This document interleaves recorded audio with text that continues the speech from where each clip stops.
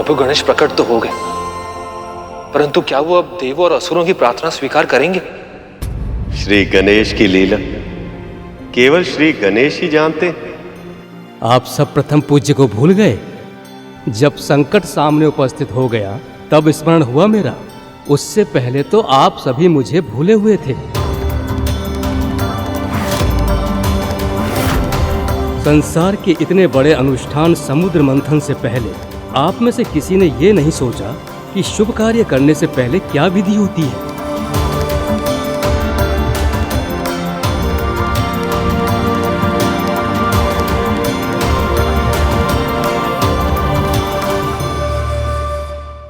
क्षमा कर दीजिए हमें, हमसे बहुत बड़ी भूल हो गई।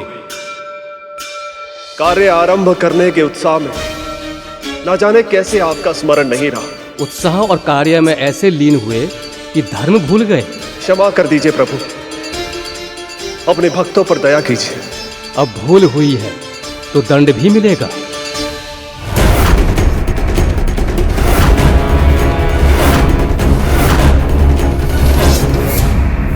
प्रभु, हम पूर्ण विधि विधान से आपकी पूजा करेंगे। देवराज, असुरराज, मेरा मन तो भाव का भूखा है। ये प्रसन्न हो पाता है या नहीं, ये अब आप सबकी पूजा पर ही निर्भर करेगा।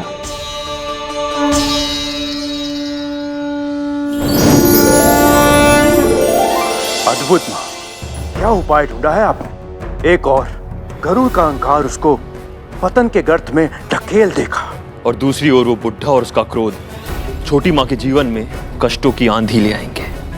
वाह माँ, आपकी बुद्धिमता पे गर्व है हमें।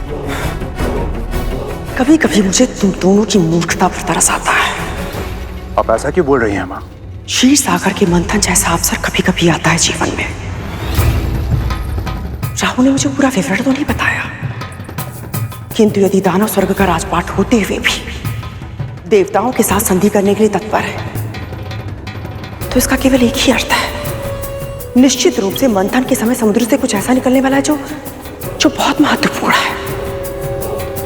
उसे पाने के लिए सब होंगे वहां पे, देव भी होंगे, दानव भी होंगे, यहाँ तक कि ये दासी पुत्र गरुड़ भी होगा।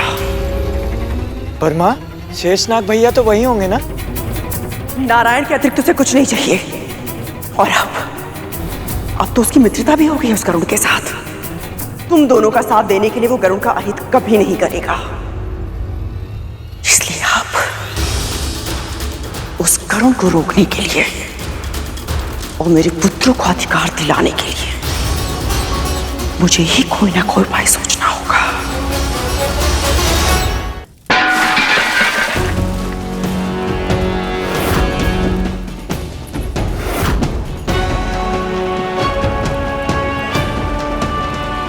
ध्यान कहाँ है तेरा?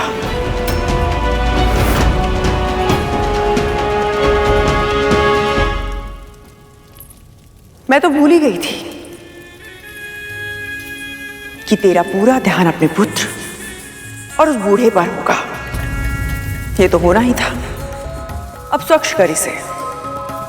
ऐसे देख क्या रही है? तेरी भूल को सुधारने के लिए मुझे किसी और दासी को बुलाना होगा क्या? तूने ये सब कुछ फैलाया है तो स्वच्छ भी तुझे ही करना होगा। जी।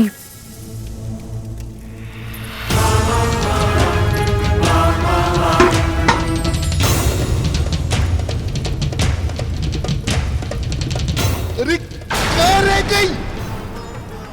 तुमने बात तो सुन। रुक। कहाँ जा रही है? तू यहां से तब तक नहीं जाएगी जब तक रसोई घर पहले की तरह स्वच्छ नहीं हो जाता। कदम भी मत हिलाना यहां से। पहले मेरा कार्य होगा, उसके बाद जिसकी जितनी सेवा करनी है कर लेना जाके।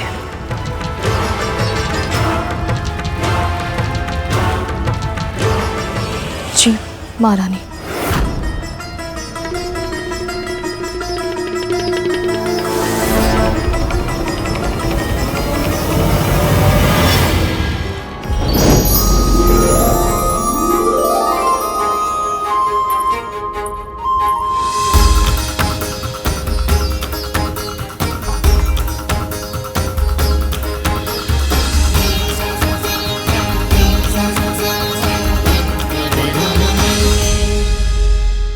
प्रभु गणेश को सभी कुछ ना कुछ दे रहे हैं, पर मैं क्या अर्पित करूं? मेरे पास तो कुछ भी नहीं है।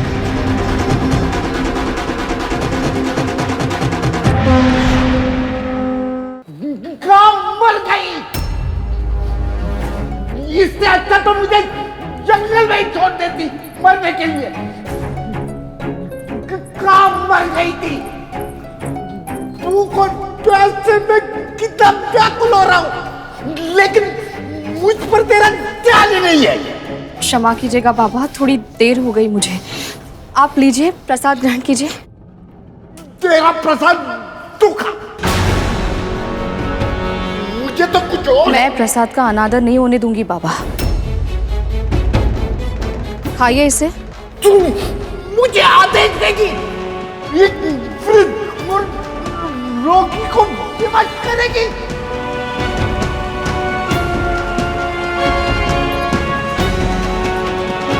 मैं आपका आदर करती हूँ बाबा, पर यह प्रसाद मेरे प्रभु, मेरे आराध्य विष्णु का है, और वो मेरे लिए सबसे बड़े, सबसे महान है। इसलिए इस प्रसाद को तो आपको ग्रहण करना ही पड़ेगा। मेरी कुटिया में मेरे प्रभु के प्रसाद का अनादर नहीं होगा बाबा, और आप इस प्रसाद की महिमा को नहीं जानते। हो सकता है इसे खाने के बाद आपका रोग ठीक हो जाए। न मुझे तेरे प्रभु पे विश्वास है, न उसके प्रसाद पे। आपको विश्वास करने की आवश्यकता नहीं है बाबा, मेरा विश्वास ही हम दोनों के लिए पर्याप्त है। एक बार इसे खाइए तो सही, शीघ्र ही आपके कष्ट। देख, मेरे हाथों को देख, मेरे गांव में से पल टपक रहा है। मुझे प्रसाद की नहीं, औषधि की आवश्यकता है। कौन सी औषधि बाबा? मुझे बताइए, मैं ले आती हूँ। तो जा, कटुपर्णी के फूल और पत्ते लेकर आ, उन्हें पीसकर लेप बनाना होगा। जा। जी। और जल्दी आना, वही मत मर जाना। जा।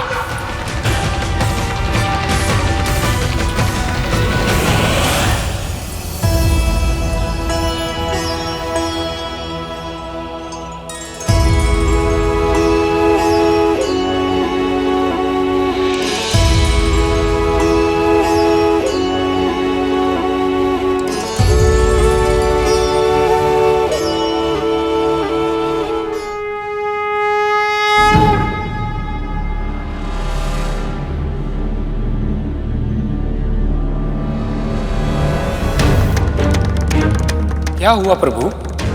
हमारी पूजा में कोई कमी रह गई क्या? मेरी सबसे प्रिय वस्तु तो आप सबने अर्पित ही नहीं की। उसके बिना पूजा संपन्न नहीं होगी और मैं आशीर्वाद नहीं दे पाऊंगा।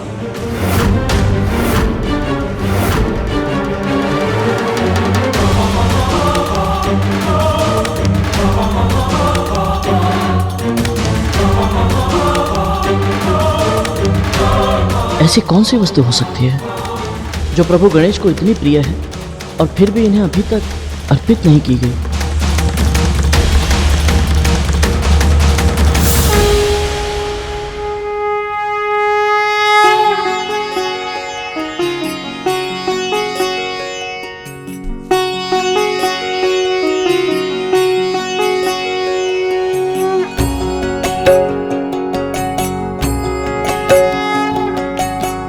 माँ, प्रसाद में इतने अच्छे लड्डू है तो फिर ये घास क्यों? क्योंकि ये कोई साधारण घास नहीं है गरुड़, ये दुर्वा है, प्रभु गणपति को सबसे अधिक प्रिय है।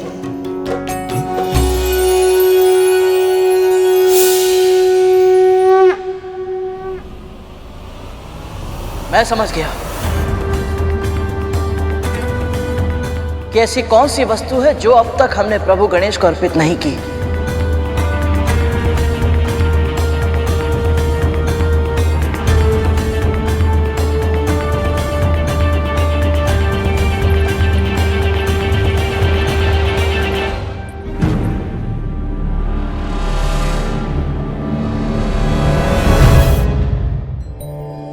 तो आपने प्रसाद ग्रहण कर ही लिया। प्रसाद होगा तेरे लिए, मेरे लिए तो खीर है।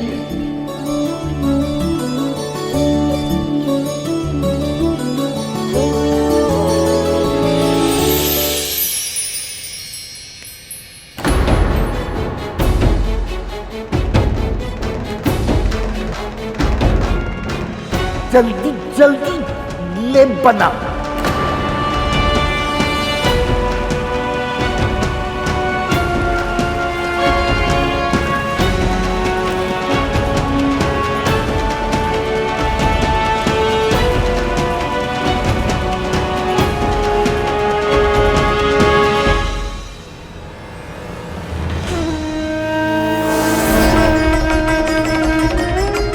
आप जैसा समझ रहे हो वैसे नहीं है ये बाबा। ये बाबा जो भी कहता है और जो भी करता है उसके पीछे कोई ना कोई उद्देश्य होता है। तुम्हें चुप हो जाओ तुम, कितनी बात करते हो। तक्षकालिया, तुम दोनों को विंता पर पैनी दृष्टि रखनी होगी। इसके पल पल की सूचना चाहिए मुझे। जी मां।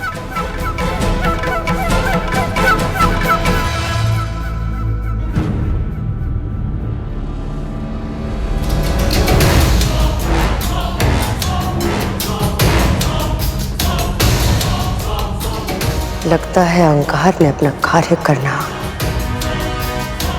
आरंभ कर दिया है। इसे क्या लगता है माँ, जो गणेश इतनी सारी वस्तुओं से प्रसन्न नहीं हुए, वो इस साधारण सी घास से प्रसन्न हो जाए?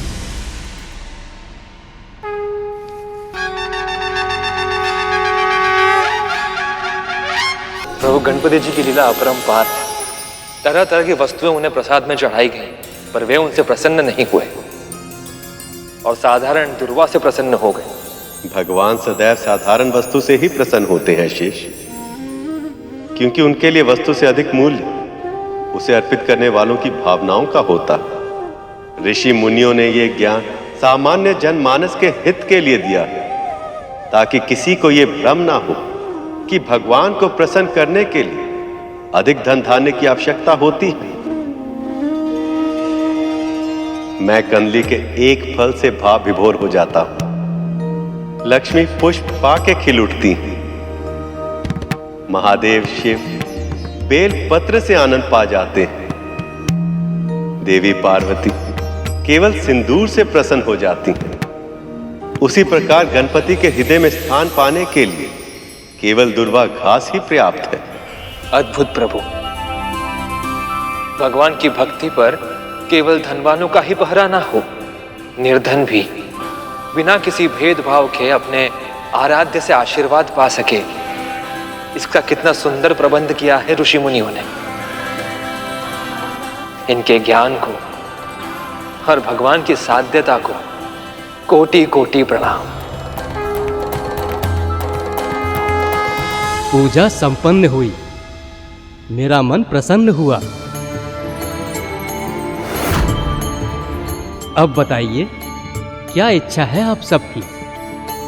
प्रभु, आप तो सब कुछ जानते हैं।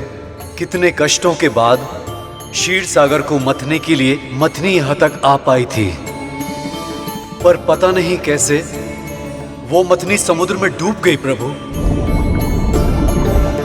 बस यही आशीष चाहिए आपसे। मथनी को ऊपर लाना कैसे संभव होगा, ये बता दीजिए प्रभु, ताकि मंथन शीघ्र आरंभ हो सके। क्षीर सागर का मंथन विचारों के मंथन की तरह होता है। जैसे विचारों को मथने के लिए पहले मस्तिष्क को स्थिर करने की आवश्यकता होती है, वैसे ही क्षीर सागर को मथने के लिए पहले इस मथनी को स्थिर करना होगा।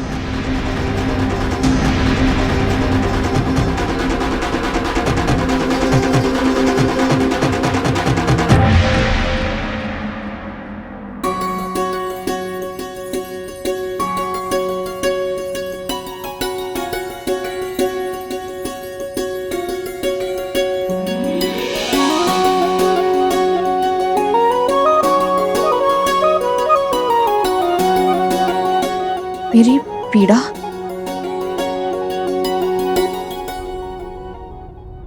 अद्भुत बाबा, आपका ये लेप बहुत लाभदायक है। मेरे सारे छाले ठीक हो गए। इतना ही लाभदायक लेप होता तो मेरे काम ठीक क्यों नहीं हुए? क्योंकि मुझे परमपिता विष्णु पर पूरा विश्वास है और आपको नहीं। हमारा विश्वास, हमारी भक्ति ही प्रभु को हमारा हित करने के लिए प्रेरित करती है बाबा। इसलिए मेरे सारे कष्ट दूर हो गए और आपके नहीं हो पाए। पर कोई बात नहीं, मैं आपके लिए प्रार्थना करूंगी ना।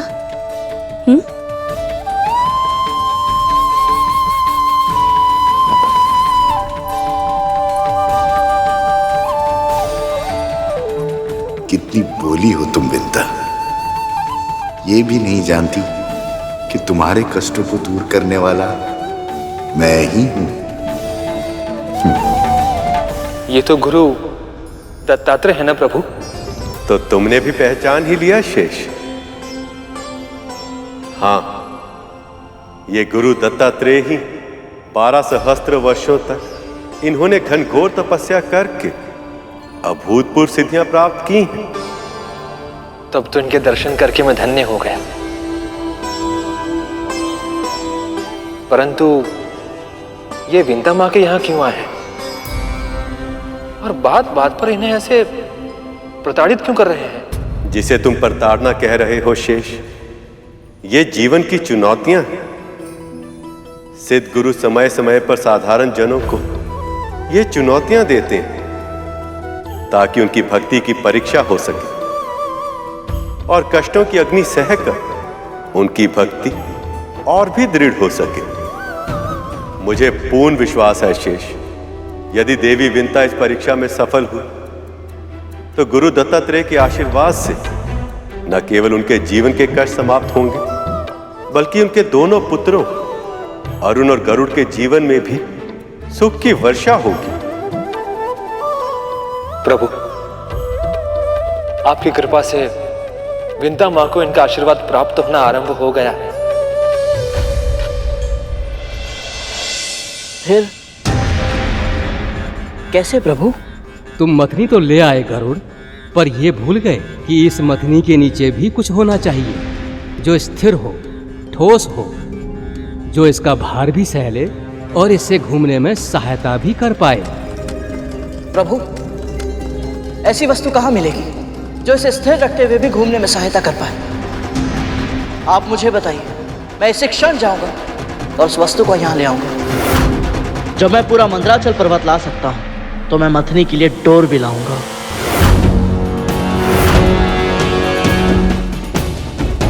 प्रभु, गणेश जी ने बताया था कि विचारों का मंथन भी क्षीर सागर के मंथन जैसा ही होता है।